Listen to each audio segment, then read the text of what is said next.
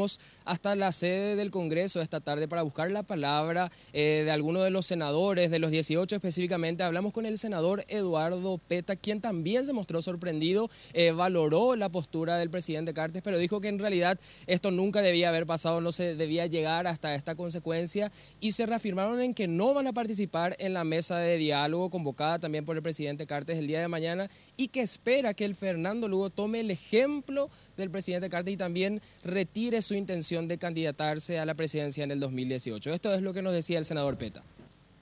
Mañana a las 9 de la mañana tendremos una reunión para analizar profundamente la nota dirigida al arzobispo de la Iglesia Católica.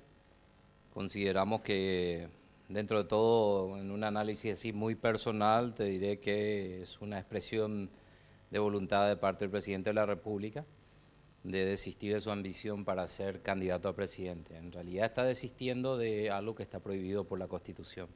Es decir, no puede estar habilitado en este momento. Pero es importante, hay que destacar la nota, porque puede traer efectos positivos. La mesa de diálogo ya para nosotros terminó, porque hay parte interesada, quien convoca y es árbitro es el que estaba interesado.